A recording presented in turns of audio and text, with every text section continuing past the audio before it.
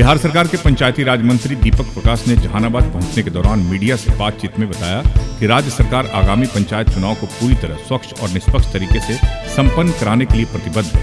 इन्होंने कहा कि पारदर्शिता बढ़ाने के उद्देश्य से इस बार चुनाव प्रक्रिया में आधुनिक तकनीकों को शामिल किया जा रहा है। मंत्री ने जानकारी दी कि इस बार पंचायत चुनाव में फेशियल रिकॉग्नाइजेशन टेक्नोलॉजी का उपयोग किया जाएगा। इस तकनीक के जरिए फर्जी मतदान यानी बोगस वोटिंग पर प्रभावी रोक लगाई जा सकेगी और असली मतदाताओं की पहचान सुनिश्चित होगी। इससे चुनाव प्रक्रिया की विश्वसनीयता और मजबूती दोनों बढ़ेगी। जहानाबाद आगमन से पहले बभना क्षेत्र में पार्टी कार्यकर्ताओं ने मंत्री का जोरदार और भव्य स्वागत किया।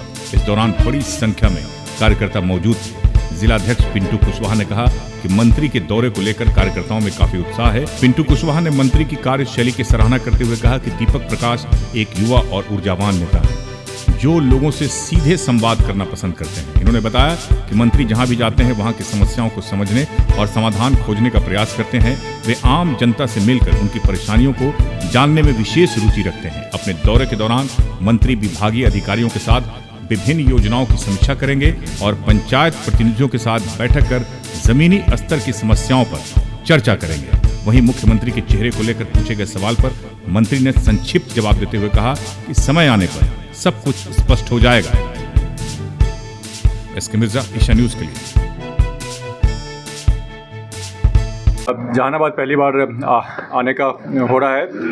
जवाबदेही मिलने के बाद पंचायती राज विभाग में कल विभाग की समीक्षा बैठक हो गई जिला के अधिकारियों के साथ और प्रखंड के अधिकारियों के साथ। जो कुछ भी समस्याएं आ रही हैं, जो भी योजनाएं चल रही हैं, उनका क्रियान्वयन किस प्रकार से बेहतर हो, इन सभी चीज़ों को देखना है। साथ ही साथ जनप्रतिनिधियों के साथ भी एक संवाद का कार्यक्रम है।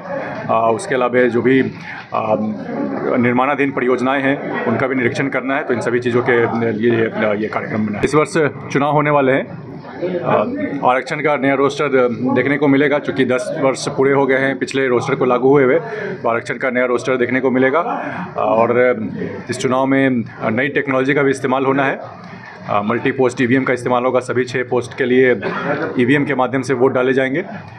बूथ पे बोगस वोटिंग नहीं हो, इस बात को लेकर फेशियल रिकॉग्निशन की टेक्नोलॉजी का इस्तेमाल होगा। चेहरे से व्यक्ति की पहचान हो जाएगी और बोगस वोटिंग पे रोक लगेगी।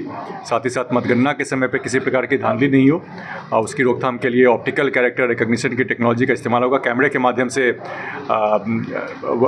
जनगणना मतों की गणना होगी और साथ ही साथ मैनुअल तरीके से भी होगी और किसी प्रकार की धांधली की संभावना इससे ख़त्म होगी। इन सभी चीज़ों के बदलाव के साथ, नई टेक्नोलॉजी के इस्तेमाल के साथ चुनाव हर तरीके से फ्री एंड फेयर हो, इस बात की कोशिश की जा रही है ताकि लोगों का विश्वास भी बढ़े सिस्टम में। कब तक चुनाव सही समय पर कराए जाएंगे। 2021 में दिसंबर के महीने में जाके चुनाव संपन्न हुए थे। उसी कार्यकाल को देखते हुए इस बार भी चुनाव संपन्न कराए जाएंगे।